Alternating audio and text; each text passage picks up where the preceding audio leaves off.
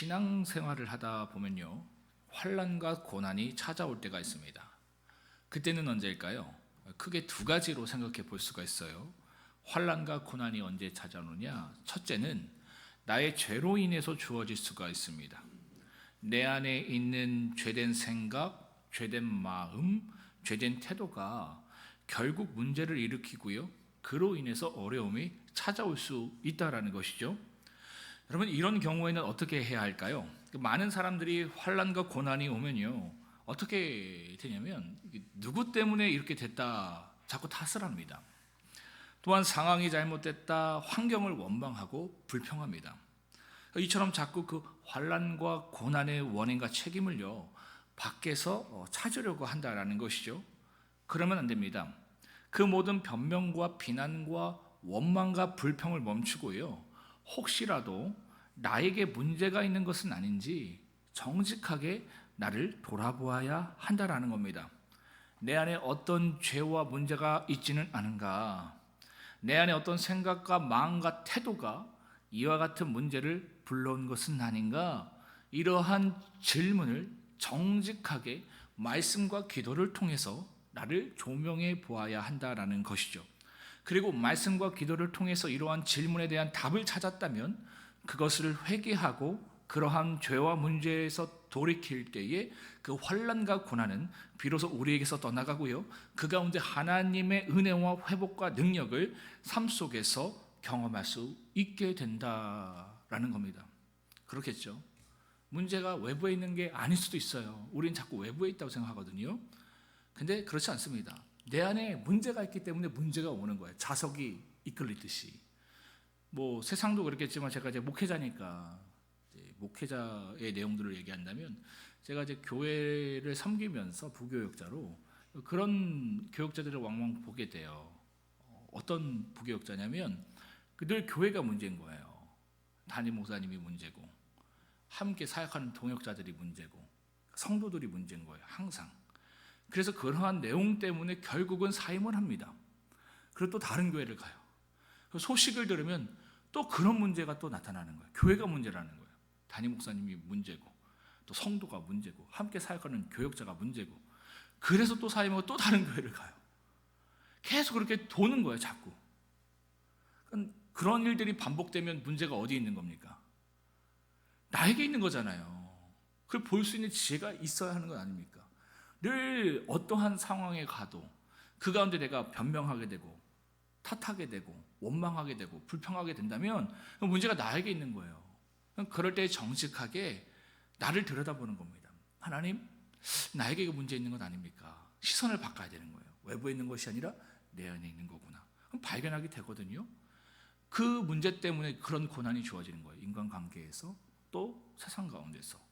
그러면 그것을 정직하게 내가 직면하고 그것을 내게서 제거하기 위해서 몸부림칠 때에, 그리고 그러한 내용들이 내게서 제거될 때에 우리에게 주어지는 고난과 환난은 비로소 그때야 끝날 수 있다라는 것이죠.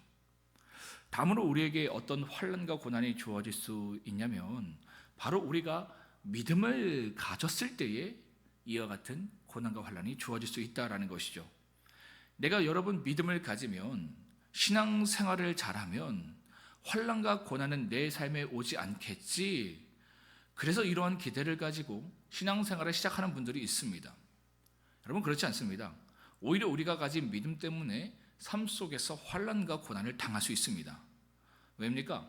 하나님으로부터 오는 생명력과 능력이 우리 안에 있으면 있을수록요, 그러한 생명과 능력을 갖지 못하도록 방해하는 존재가 있기 때문이죠. 그가 누굽니까? 옛뱀, 마귀, 사탄입니다. 악함이, 마귀는요, 그 아담과 하와에게 그러한 생명력이 보여졌을 때에, 그런 능력이 보여졌을 때에 찾아봤잖아요. 그리고 그것을 빼앗기 위해서 애를 쓰지 않았습니까? 여러분, 그 동물의 왕국을 보면요, 사자가 죽은 짐승은 건들지도 않습니다. 그죠? 뭘 건드려요? 싱싱하게 살아 움직이는 것. 그러니까 생명력이 가득한 것. 여기에 집중한다라는 겁니다. 마귀도 똑같아요. 죽어있는 신앙 건들지 않습니다. 왜? 그냥 놔두면 그대로 가니까. 근데 내가 죽어 있어서 세상 가운데 아무 문제가 없을 때가 있거든요. 그걸 형통이라고 얘기하는 사람들이 있어요. 그러니까 신앙생활하고 종교인으로 생활하는데 그로 말미암아 영적이 죽어 있어서 이 세상 가운데 그 어떤 고난과 환난도 없음에도 불구하고 그것을 형통이라고 말하는 사람들이 있다는 거죠. 안타까운 겁니다. 정말 진정한 이 믿음, 그 복음 가운데 있으면 세상 가운데에 우리가 고난과 환난을 당할 수밖에 없습니다. 왜? 악한 마귀 사단은 이와 같이 믿음 있는 자들, 생명 있는 자들을 넘어뜨리기 위해서 오늘도 혈안이 되어 있기 때문이다라는 것이죠. 그래서 바울이요 데살로니가 전서 3장 4절에서 그 성도들에게 뭐라고 얘기합니까? 장차 그들이 믿음으로 인해서 받게 될 환난과 고난에 대해서 미리 말하지 않습니까? 왜? 믿음을 가지면 신앙생활을 잘하면 그 어떤 환난과 고난도 없을 것이라는 그와 같은 오해를 갖지 않게 해주기 위해서였다라는 것이죠. 여기에 너무나 많이 사람들이 착각을 해요. 그래서 잘 믿으려고 해요. 그래서 내가 신앙생활 더 잘하려고 해요. 내게 있는 고난을 멈추기 위해서. 그러니까 죄로부터 오면 그럴 수 있다니까요. 근데 믿음으로부터 오는 것은 그럴 수가 없는 거예요. 그러한 오해를 하게 되면 어떻게 되는 겁니까? 믿음 별거 없네 라는 마음을 가질 수밖에 없어요. 믿음을 가지면 신앙생활을 잘하면 삶 속에 고난이 오지 않고 문제도 없을 줄 알았는데 아니었네. 오히려 더 힘든 일이 찾아오네. 에이, 믿음을 갖고 신앙생활하는 것 무슨 소용이야. 바로 이런 생각 때문에요 그들의 신앙이 무너지는 것을 보게 됩니다. 그래서 바울이 이처럼 그들이 믿음에 대한 잘못된 오해를 갖지 않도록 미리 그들에게 믿음과 고난에 대한 이 관계성을 분명하게 말해주고 있는 겁니다. 사랑하는 성도 여러분, 혹 여러분의 삶 가운데에 지금 고난이 찾아오셨습니까? 만약 그 고난의 출처가 나의 믿음 때문이라면 한번 잘 보세요. 내가 하나님을 더 믿으려고 하면 할수록 고난이 주어질 수 있다니까요. 그러니까 내가 작정하고 이전에 하나님께 좀 떠나갔다가 다시금 하나님께 나아가려고 하는데 그 가운데 당연히 공격이 있을 수밖에 없죠. 그러니까 우리가 영적으로 한 번 더 도약할 때, 더 풍성한 은혜를 누리려고 할 때 반드시 이와 같은 공격이 주어질 수밖에 없습니다. 그럼 이러한 신앙의 내용과 패턴을 잘 알아야 되는 거예요. 그럼 그 가운데에 내가 믿음 별거 없네, 고난과 환난 너무 힘드네, 물러서고 나아가는 것이 아니라 돌파해야죠. 이게 왜 사단의 패턴이니까. 우리 안에 있는 생명을 빼앗기 위한 몸부림입니까? 이 가운데 뒤로 물러서는 것이 아니라 돌파해야 되는 겁니다. 그와 같은 모습이 우리에게 있어야 한다라는 것이죠. 그러니까 나의 고난의 출처가 믿음 때문이라면 여러분 지금 잘 가고 계신 겁니다. 가장 안전한 생명의 길, 가장 값진 진리의 길을 가고 계신 거예요. 그런데 이렇게 생각하시는 분들도 있을 것 같습니다.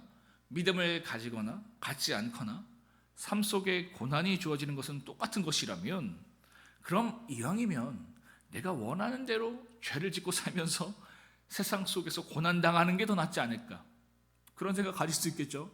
항상 머리에 이렇게 짱구를 돌리시는 분들이 있어요.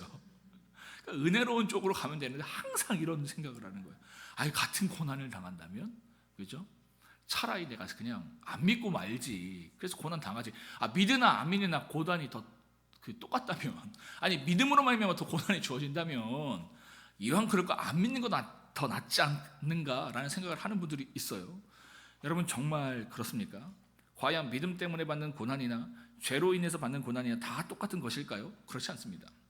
죄로 인해서 오는 고난과 믿음으로 인해서 오는 고난의 그 열매와 결과는요 전혀 다른 열매와 결과를 만들어냅니다. 죄로 인해서 오는 고난은요 우리의 영혼을 피폐하게 만듭니다. 그래서 빨리 그것을 제거해야 돼요. 방치하면 안 되거든요. 근데 많은 사람들이 그걸 방치해요. 제가 말씀드렸잖아요. 문제가 4개 있는데 그걸 보지 못하는 거예요. 그래서 여기 옮기고 저기 옮기고, 그죠? 이 사람 만나보고 저 사람 만나보고 그 가운데 다 상처만 있는 거예요. 그래서 결국은 고립되는 거예요. 문제가 나에게 있는데 자꾸 외부에 있다고 생각하니까 은둔형 외톨이가 돼버리는 건데 모두 시도하지 못하는 인생. 그 영혼이 막 피폐하게 돼버린다라는 것이죠. 그러나 믿음으로 인해서 오는 고난은요 우리의 영혼을 더욱 깊게 만듭니다. 해보셨잖아요. 고난 가운데, 믿음으로 오는 고난 가운데 우리가 그 길을 걸어가다 보면 어느 순간 뒤돌아보면 우리의 영혼이요, 이전과 달라요. 업그레이드 되어 있어요. 영혼이 더 깊어 있습니다. 더 단단하게 되어 있고요, 더 풍성하게 되어 있는 거예요. 그 믿음의 사람은 오히려 믿음으로 오는 고난 때문에 행복합니다. 짜증도 나고 힘들지만 에이 이거 또 왔어. 그냥 묘한 기쁨이 있어요. 묘한 기쁨이 있다고요. 야, 내가 이거 믿음으로 잘 돌파하면 영적인 전리품이 나에게 있겠는데, 이런 기대를 갖고 사는 사람들이 믿는 사람들이에요. 그러니까 세상 사람들이 봤을 때는 크리스찬들은 미친 사람들인 거예요. 도저히 생각할 수 없는 일을 하는 거예요. 근데 믿음에 있는 사람들은, 진짜 믿음에 있는 사람은 보세요, 고난 가운데 오히려 기뻐합니다. 왜? 내가 그 전에 신앙의 매너리즘에 좀 빠졌는데, 종교인이 되었는데 이 고난으로 말미암아 내가 더 하나님께 가까워질 수 있겠구나, 기뻐하게 된다라는 것이죠. 그러니까 영적인 열매가 완전 달라요. 그래서 바울이요, 로마서 8장 18절에서 이렇게 선포하고 있는 겁니다. 생각하건대 현재의 고난은 장차 우리에게 나타날 영광과 비교할 수 없도다. 아멘. 믿음으로 받는 고난은요, 이후에 풍성한 열매와 영광으로 우리에게 돌아오게 된다라는 것이죠. 그렇기 때문에 바울은 데살로니가 교회 성도들에게 오늘 본문의 1절의 말씀처럼 믿음으로 주어지는 환난과 고난 가운데 주저앉거나 포기하지 말고 오히려 그러한 상황 속에서도 믿음 가운데 더욱더 굳건히 서 있으라 권면하고 있는 겁니다. 데살로니가 교회 성도들이요, 잘하고 있다. 어떻게 3주만 복음을 전했는데도 이와 같은 아름다운 신앙의 모습을 가지고 있니? 너무 놀랍다. 근데 더 해야 돼, 더 힘내. 지금 이 권면을 바울이 하고 있는 것이죠. 이처럼 그들이 환난과 고난 가운데에 더욱더 굳건한 믿음을 갖기 위해서 이 실질적인 권면을 바울이 하고 있는데요. 왜냐하면 마귀가 우리가 믿음 가운데 굳게 서지 못하도록 이것을 못하게 만들기 때문입니다. 가만 안 둡니다. 생명이거든요. 능력을 가지면 안 되거든요. 우리 더봄교회, 우리 성도님들 생명 가지면 안 되거든요. 능력 가지면 안 되거든요. 그럼 뒤집어지거든요. 이 후국 지역의 어둠의 권세가 다 떠나가고 일산 지역이 뒤집어지는, 이 나라의 민족과 열방이 뒤집어지는 그런 역사들이 지금 일어나니까 안 되는 거예요. 우리 다음 세대, 제가 어제도 말씀드렸지만 내년에 한번 상해로 비전 트립을 가볼까 싶어요. 우리 아이들 데리고 견문을 넓혀주고 열방을 품게 하기 위해서. 이들의 시선이 이 후국 지역, 이 땅 가운데, 입시 가운데 그냥 매몰되는 것이 아니라 좀 더 넓은 세계를 보여줘서 넓은 세계를 품게 하기 위해서. 사단이 좋아할까요? 싫어할까요? 싫어하죠. 생명을 가질수록, 능력을 가질수록 자신의 권세가 이곳 가운데에서 무너지게 되니까 싫어하는 겁니다. 그래서 그거 못하게 하도록 계속도록 공격한다라는 거예요. 그것은 첫째, 거룩하지 못하게 만든다는 거예요, 우리를. 그래서 바울이 지금 그거 얘기하는 거예요. 거룩하라, 거룩하라. 3절의 말씀처럼 거룩함을 위해서요, 음란을 버리고 너희가 거룩하게 살아가라 말하고 있는 겁니다. 여러분, 삶 속에 고난과 환난이 찾아오고요, 그로 인해서 믿음이 흔들리기 시작하면요, 자꾸 현실에서 도피해버리고 싶어집니다. 너무 힘들다, 잠시 피하고 싶다, 이 상황을 잊어버리고 싶다, 이런 마음이 자연스럽게 찾아오게 됩니다. 그러나 믿음 안에 있는 사람은요, 고난과 환난 가운데 어떻게 해야 합니까? 주어진 고난과 환난을 말씀과 기도와 함께 묵묵히 감당하고요, 그 가운데 성실하게 책임감 있게 그 시간을 버티고 지나가야 한다는 것이죠. 왜냐하면 그러한 과정 속에서 하나님이 우리를 빚어가시고 정결하게 하시고 더 거룩한 사람으로 세워가시기 때문입니다. 그런데 고난과 환난 가운데 믿음이 흔들려 버리면 자꾸 현실을 원망하고 불평하게 됩니다. 그래서 현실로부터 도피해 버린다라는 것이죠. 그래서 찾게 되는 것은 뭐냐면 음란과 같이 육신을 만족시킬 수 있는 그 어떤 것을 찾게 됩니다. 그러니까 음란이라는 것은 육신의 쾌락을 대표하는 어떤 죄성을 지금 얘기하는 건데, 음란만 있는 게 아니에요. 이게 모든 게 다 들어가는 거예요. 환난과 고난이 왔는데 잘 못 가고 나의 시선이 하늘에 두는 것이 아니라, 위의 것에 두는 것이 아니라 땅의 것을 두면서 육신의 것을 찾게 되는, 그것에 집착하게 되는, 그것을 경계하라라는 겁니다. 둘째는 사랑하라였어요. 9절의 말씀처럼요, 서로 사랑하라는 겁니다. 여러분, 환난과 고난을 만나면요, 우리의 시선이 어떻게 되는 줄 아십니까? 주변을 보지 못합니다. 내 문제에 함몰되어서요, 자기 자신밖에 보지 못해요. 그래서 자꾸 어떤 현상이 일어나냐면 믿음의 공동체에서 멀어져 버립니다. 사실 여러분, 환난과 고난은 혼자 극복해 가는 것이 아닙니다. 함께 극복해 가야 하는 거예요. 그 환난과 고난이 크면 클수록 더욱더 그렇습니다. 근데 보통 사람들이 이걸 모르면, 이 신앙의 원리를 모르면 고난이 주어지면 잠수 타버리는 거예요. 홀로 떨어져 나가요. 믿음의 공동체에서 떨어져 나가요. 여러분, 아까도 제가 동문의 왕국을 말씀드렸지만 사자가 이 코뿔소 같이 강한 짐승이 있잖아요. 사냥을 어떻게 하는지 아십니까? 물 위에 있는 그 짐승을 사냥하지 않아요. 물 위에서 떨어져 있는 짐승을 사냥해요. 그러니까 이 신앙의 원리가 똑같아요. 사탄을 뭐라고 해요? 우는 사자와 같다 하잖아요. 그러니까 믿음 안에, 사랑 안에 있는 지체들을 건들지 못합니다. 왜냐하면 너무 능력이 있거든요. 자칫 본인이 무너지거든요. 그래서 누굴 찾냐면 이 환난과 고난 가운데에 이 믿음의 공동체에서 떨어져 있는 사람, 이 사람 공격하는 거예요. 그럼 100% 무너지거든요. 그래서 여러분, 나에게 환난과 고난이 찾아오잖아요. 그러면요, 의도적으로 내 문제만 보려고 하는 것이 아니라 한번 다른 사람을 보려고 해보십시오. 믿음의 지체 가운데에, 믿음의 공동체 가운데 더욱더 거하려고 해보세요. 더 구역처 잘 나가보세요. 더 나눔을 잘하세요. 더 교제하세요. 어제도 우리 여성구역들 모여갖고 함께 트리 만들고 같이 식사도 하는데 얼마나 좋습니까, 그죠? 근데 각자 보면 오늘 근심할 수 있는 내용이 있어요, 분명히. 제가 근데 아내한테 그랬어요. 참 감사하다.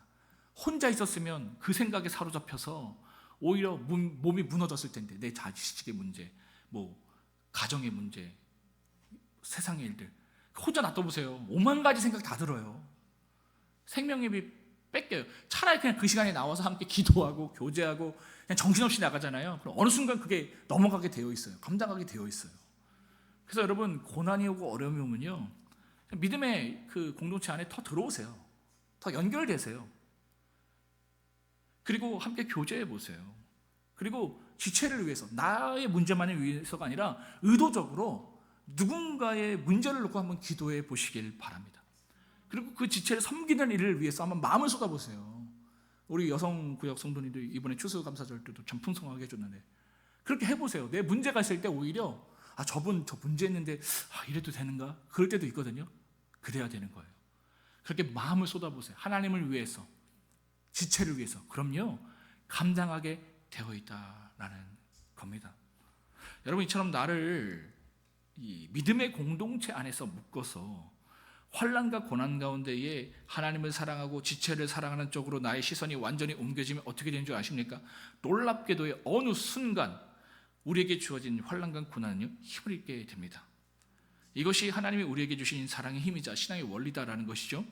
여러분, 악한 마귀 사단은요, 이러한 신앙의 원리를 정확하게 알고 있습니다. 그래서 자꾸 우리로요, 주어진 환난과 고난으로 인해서 믿음의 공동체에 더욱더 거하지 못하도록 만들고 믿음의 지체를 향한 사랑과 섬김에 대한 마음 자체를 아예 갖지 못하게 만든다라는 것이죠. 그래서 우리는요, 환난과 고난을 만날수록 더욱더 믿음의 지체 안에 속하려고 노력을 해야 합니다.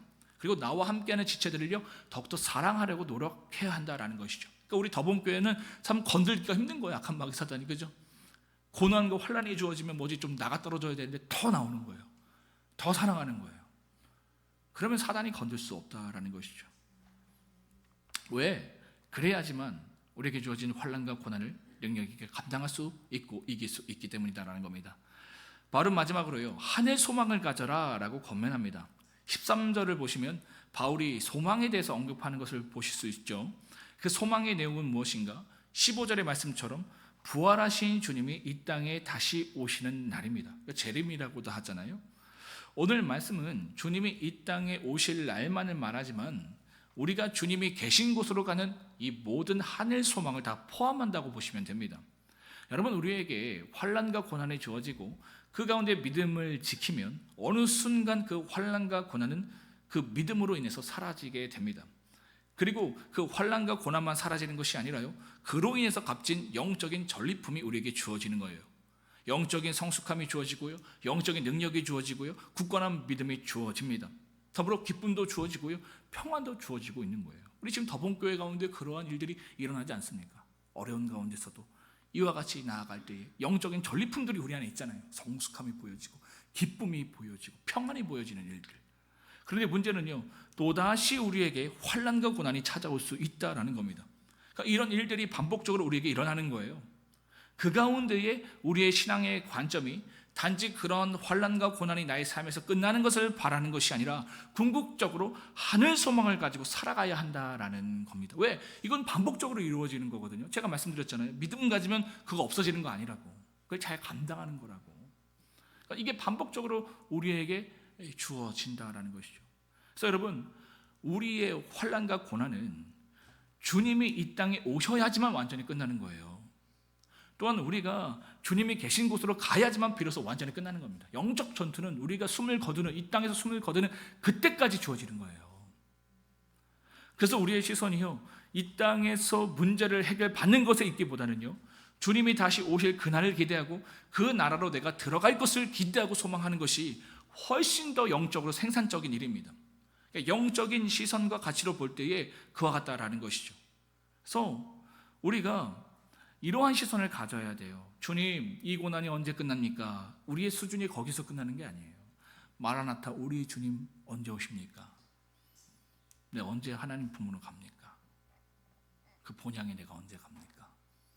그러니까 이 질문이 훨씬 더 강력한 거예요. 그러니까 우리가 신앙적으로 영적으로 수준이 낮을 때는 이거 언제 끝납니까? 근데 여러분, 영적으로 깊은 분들의 기도를 보세요. 마라나타, 주님 언제 오십니까? 내가 언제 그 나라 갑니까? 이러한 풍성한 고백, 능력, 그것이 그에게 있다라는 겁니다. 여러분, 그렇다고 해서요, 이러한 재림의 소망, 하늘의 소망을 갖는다고 해서 이 땅의 삶을 또 소홀히 여기는 것을 말하는 것은 아닙니다. 바울이 이걸 경계하고 있는 거예요. 11절을 보세요. 자기 일을 하고 너희 손으로 일하기를 힘쓰라라고 이야기하고 있지 않습니까? 그러니까 어떤 이들이 삶의 고난이 오니까 어떻게 생각하냐면 주님이 오실 재림의 날만 기다리고 있는 거예요. 주님께 갈 날만 기다리고 있는 거예요. 아무것도 안 하고 삶은 등한시하고 그런 삶을 사는 거예요. 마치 베드로가 그 변화산에서 초막새 찍고 나 거기 살겠어요. 현실로 가야 되거든요. 우리의 이 삶의 내용은 현실이에요. 현실로 가야 되는데 자꾸 그것을 등한시하고 나 언제 데리고 가요? 언제 오세요? 이건 또 건강한 신앙은 아니다라는 것이죠. 진정한 하늘 소망은요, 현실을 묵묵히 감당할 때에, 또 그것을 품을 때에 우리에게 능력이 주어진다라는 겁니다. 하나님 언제 오십니까? 언제 주님의 나라 갈 수 있습니까? 그러나 나에게 지금 주어진 그 맡겨진 사명과 그 영혼들 내가 잘 감당하겠습니다. 성실하게 감당하겠습니다. 이러한 고백과 삶의 내용이 있을 때에 그는 강력하다라는 것이죠. 말씀을 마무리하겠습니다. 사랑하는 성도 여러분, 죄로부터 온 고난이라면요, 그 고난의 출처를 외부에서 찾지 마시기 바랍니다. 나에게 찾으시길 바라요. 그래야지만 고난이 끝나는 겁니다. 만약 믿음으로부터 오는 고난이라면요, 거룩함으로, 사랑함으로, 하늘의 소망으로 잘 감당해 가시기를 바랍니다. 우리 더본교회 성도님들 지금 잘하고 계시잖아요. 고난 가운데서도 거룩함으로, 또 사랑함으로, 하늘의 소망을 가지고 잘 감당하고 계시잖아요. 바울이 오늘 데살로니가 교회 성도들에게 권면하듯이 여러분 잘하고 계십니다. 그러나 더 힘을 내시길 바라요. 그러할 때에 우리의 영혼이 풍성해지고 하늘로부터 오는 강력한 생명과 능력을 경험할 수 있기 때문입니다. 제가 우리 더본교회의 영적 지경을 말씀드렸어요. 열방까지 가야 되는 거예요. 모든 교회의 사명이에요. 지금 우리끼리 너무 좋거든요. 여기에 머물면 썩는 거예요. 우리의 지경을 자꾸 넓혀야 되는 겁니다. 이 후국 지역과 이 나라 민족과 열방 가운데 그와 같을 때에 우리에게 생명력이 주어지고 능력이 주어진다. 저 여러분들에게 이와 같은 은혜가 주어지기를 주님의 이름으로 축복합니다. 다 함께 데살로니가 전서 4장을 이런 말씀을 생각하시면서 합독하도록 하시겠습니다. 데살로니가 전서 4장입니다. 시작. 그러므로 형제들아, 우리가 끝으로 주 예수 안에서 너희에게 구하고 겸는하노니 너희가 마땅히 어떻게 행하며 하나님을 기쁘시게 할 수 있는지를 우리에게 배웠으니 곧 너희가 행하는 바라 더욱 많이 힘쓰라. 우리가 주 예수로 말미암아 너희에게 무슨 명령으로 준 것을 너희가 아느니라. 하나님의 뜻은 이것이니 너희의 거룩함이라. 곧 음란을 버리고 각각 거룩함과 존귀함으로 자기의 아내 대할 줄을 알고 하나님을 모르는 이방인과 같이 생욕을 따르지 말고 이 일의 분수를 넘어서 형제를 해하지 말라. 이는 우리가 너희에게 미리 말하고 증언한 것과 같이 이 모든 일에 주께서 신원하여 주심이라. 하나님이 우리를 부르심은 부정하게 하심이 아니요 거룩하게 하심이니 그러므로 저버리는 자는 사람을 저버림이 아니요 너희에게 그의 성령을 주신 하나님을 저버림이니라. 형제 사랑에 관하여는 너희에게 쓸 것이 없음은 너희들 자신이 하나님의 가르치심을 받아 서로 사랑함이라. 너희가 온 마게도냐 모든 형제에 대하여 과연 이것을 행하도다. 형제들아 권하노니 더욱 그렇게 행하고 너희도 너희에게 명한 것 같이 조용히 자기 일을 하고 너희 손으로 일하기를 힘쓰라. 이는 외인에 대하여 단정히 행하고 또한 아무 궁핍함이 없게 하려 함이라. 형제들아 자는 자들에 관하여는 너희가 알지 못함은 우리가 원하지 아니하노니 이는 소망 없는 다른 이와 같이 슬퍼하지 않게 하려 함이라. 우리가 예수께서 죽으셨다가 다시 살아나심을 믿을진대 이와 같이 예수 안에서 자는 자들도 하나님이 그와 함께 데리고 오시리라. 우리가 주의 말씀으로 너희에게 이것을 말하노니 주께서 강림하실 때까지 우리 살아남아 있는 자도 자는 자보다 결코 앞서지 못하리라.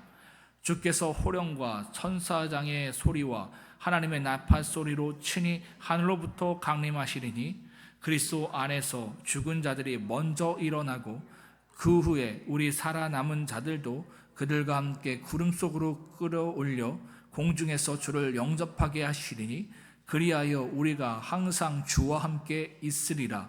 그러므로 이러한 말로 서로 위로하라. 아멘.